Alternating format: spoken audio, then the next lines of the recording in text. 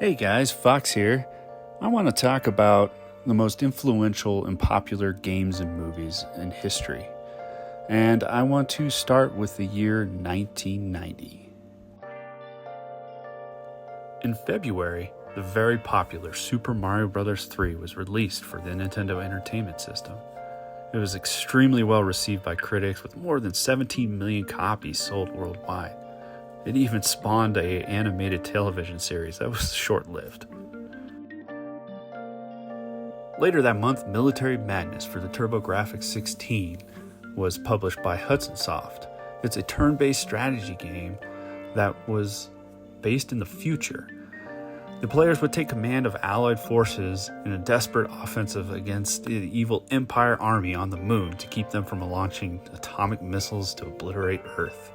It was a great and fun strategy game.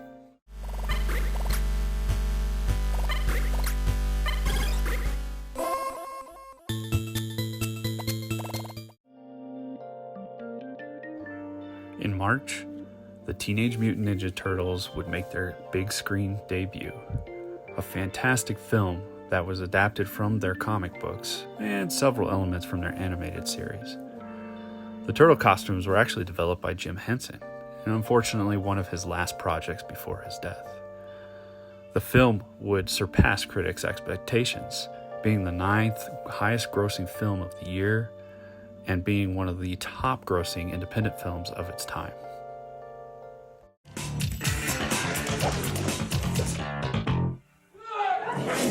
Yeah! I love being a turtle! Also in March, a sci-fi RPG from the makers of Sega came Phantasy Star 2, one of the great RPGs of the system. It was an acclaimed game in the series, and obviously a sequel to the previous entry on the Sega Master System. This one took place 1,000 years after that, and it followed the journey of a government agent named Rolf and his friends, who were on a mission to discover why the protector of the planet, Volta, or the Mother Brain, started malfunctioning. It is often seen as the pinnacle of the series, and is a fantastic RPG to play through to this day. The Hunt for Red October was a submarine spy thriller film that had a star-studded cast, with Sean Connery, Alec Baldwin, James Earl Jones, and Sam Neill. The film was an adaptation of a Tom Clancy book from 1984 of the same name. The story was pretty much set during the late Cold War that involved a rogue Soviet naval captain who wished to defect to the United States. The film was very positively reviewed and was the 6th top grossing film of the year. You're not going to believe this.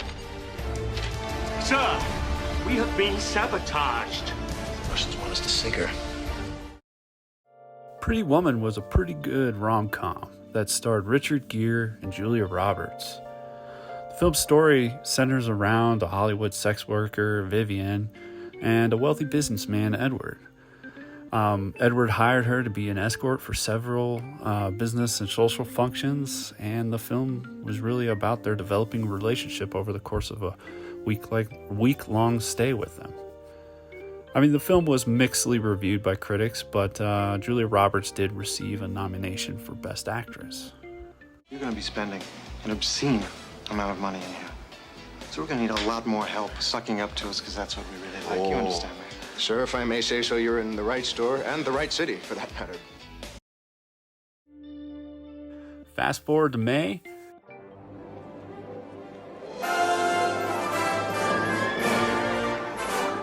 And Back to the Future Part 3 was released. It was the 3rd and final installment in the franchise, and the film was directed by Robert Zemeckis. It also starred Michael J. Fox, Christopher Lloyd, Tom Wilson, and Leah Thompson.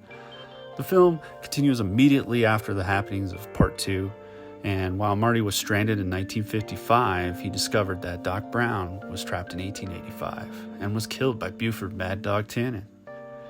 Marty travels back to 1885 and continues his adventure for the last time. In June of 1990, Chip 'n Dale Rescue Rangers for the Nintendo Entertainment System was released. It was a very fun and popular platform game made by Capcom that featured single and two-player cooperative modes. The game was based on the animated series of the same name.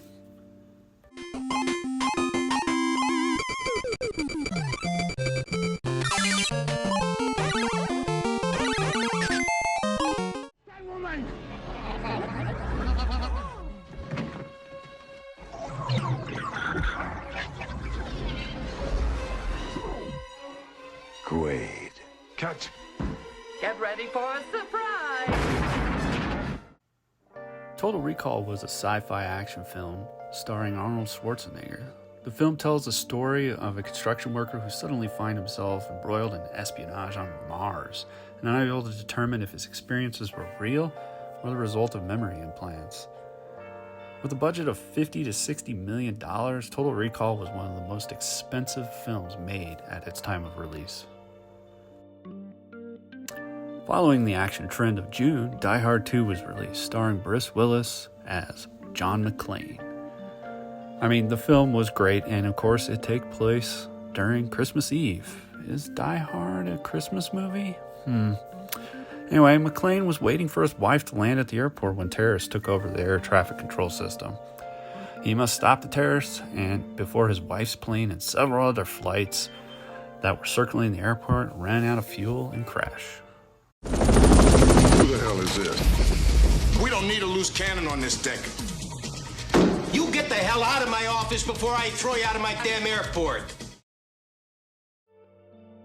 In July of 1990, Gargoyle's Quest, an action platformer game for the Game Boy, was released. The game was made by Capcom, and the player took control as Firebrand, who was the antagonist from the Ghost and Goblin series. So it made Gargoyle's Quest quite the good spin-off game.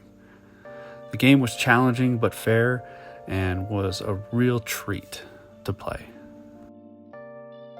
Ghost was a romantic fantasy thriller film starring Patrick Swayze, Demi Moore, and Whoopi Goldberg. The plot centered around Sam Wheat, a murdered banker whose ghost set out to save his girlfriend from the person who killed him. The film received mixed reviews, but was a huge box office success, grossing over $500 million and becoming the highest grossing film of 1990. Molly, why can't you hear me? Who is that? You can hear me? Can you hear me? Sam Wheat. Say my name. Say it. Leave me alone! Say my name. Say it. In September of 1990, Castlevania III: Dracula's Curse was released for the Nintendo Entertainment System. It was published by Konami and was actually a prequel to the original Castlevania, taking place a few centuries before that game. The game's protagonist was Trevor Belmont, an ancestor of the original hero Simon Belmont.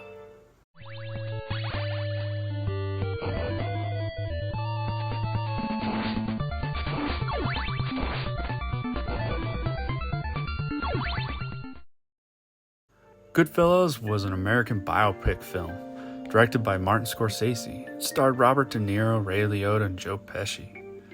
The film narrates the rise and fall of the mobster Henry Hill and his family from 1955 to 1980. The film was very good, but only grossed a meager $47 million. But Joe Pesci did win Best Supporting Actor. Nice. It's great, but nice. You got some nerve standing me up. Nobody does that to me. Who the hell do you think you are? In October, a very famous PC game was released called The Secret of Monkey Island, a point-and-click adventure game developed and published by Lucasfilm Games. It takes place in a fictional version of the Caribbean during a high time of pirates. The player assumes the role of Guybrush Threepwood, quite the name there, a young man who dreams of becoming a pirate and all the while solving a ton of puzzles. In November, the very busy Capcom released Mega Man 3 for the Nintendo Entertainment System, an action platformer game that starred none other than Mega Man. The game takes place after the events of Mega Man 2 as he goes out to help his creator Dr. Light and the former villain Dr. Wily to collect parts of a peacekeeping robot by defeating several robot masters that have gone haywire. Dances with Wolves was a Western film starring and directed by Kevin Costner. It was a film adaptation of the 1988 book of the same name. It starred a Union Army Lieutenant John Dunbar, who travels to the American frontier to find a military post, and all of his dealings with the groups of Lakota. The film was a very high-grossing film, and was nominated for 12 Academy Awards, winning 7, including Best Picture, Best Director.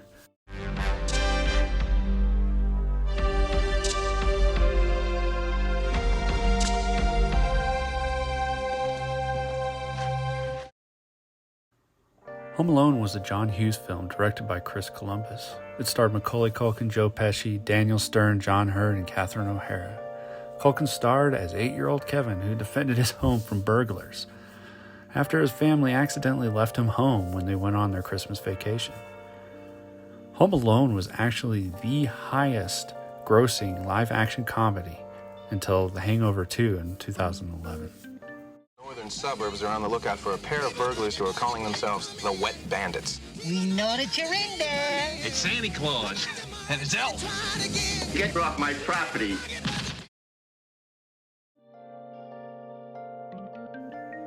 Castle of Illusion starring Mickey Mouse was an amazing Disney platforming game developed by Sega. It was released on the Genesis and later released on the Game Gear. The game followed Mickey Mouse on a quest to save Minnie Mouse from the evil witch. It was the first game in Sega's long-running Illusion video game series starring Mickey Mouse.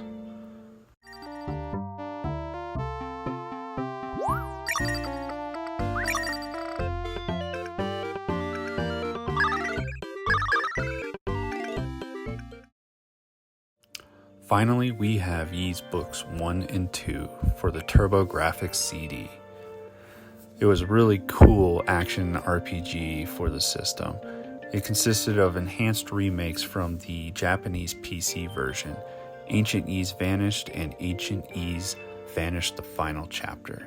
It was one of the first video games to use CD-ROM, which allowed it to have enhanced graphics, animated cutscenes, voice acting, and the game's English localization was also one of the first games to ever use voice dubbing. It involved you taking control of a red-haired swordsman named Adol Christian, and used a unique bump and run battle system where you had to bump into the enemies to do the damage, but you had to be careful because they could damage you too.